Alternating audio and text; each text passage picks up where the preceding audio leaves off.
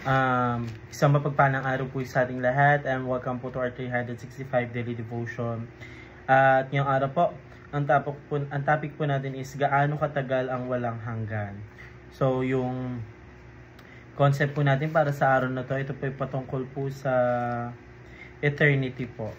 So eternity, when used of God, means that He has no beginning, end, or change.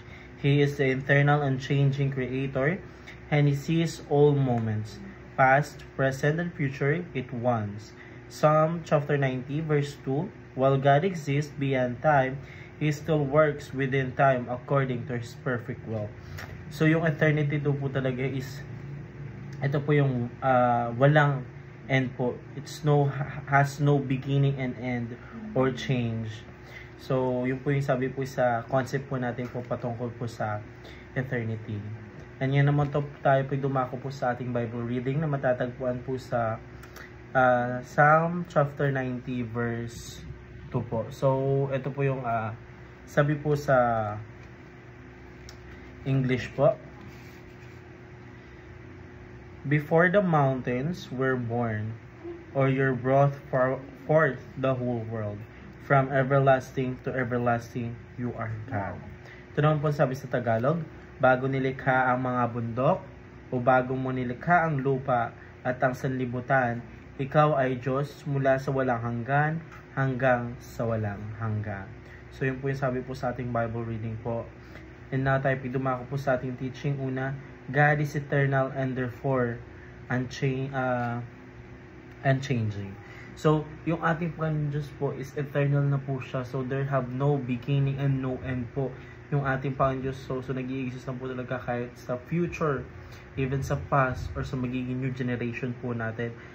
Hanggang sa kahit anong cycle po ng life ng world po, isa doon po ang ating Panginoon Diyos. And He is not unchanging po. Hindi po magbabago yung pagtingin po ng ating Panginoon Diyos po sa ating hindi po magbabago.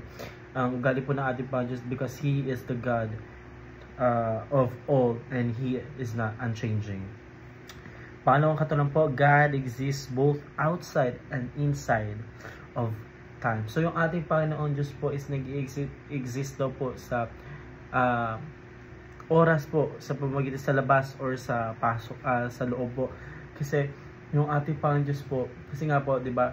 Ginawa po ng ating Panginoon Diyos po yung ito pong mundo po, lupa na within 7 days po. Yung 7 days na po, yung pag kinonvert po sa araw po natin, it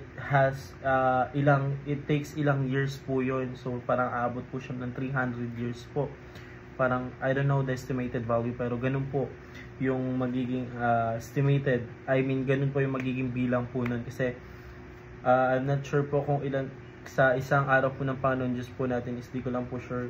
Ito lang po yung aking hula po, is parang 100 years po natin po dito po sa mundo po. So that's why God exists po sa outside and inside of time po. So pangatlong katanungan po, God give us the life of Christ, our eternal life. So yung ating Panginoon Diyos po ay binigyan niya po tayo ng buhay na walang hanggan po. So nakadepende na lang po natin kung paano po gagamitin yung free will po na bigay po sa atin ng ating Panginoon Diyos. Kapag yung free will po binigay po ay ginamit po natin sa kasamaan, magkakaroon po rin po na tayo ng eternal life, pero magdudusa po tayo dun sa kadagat-dagatang impyerno po.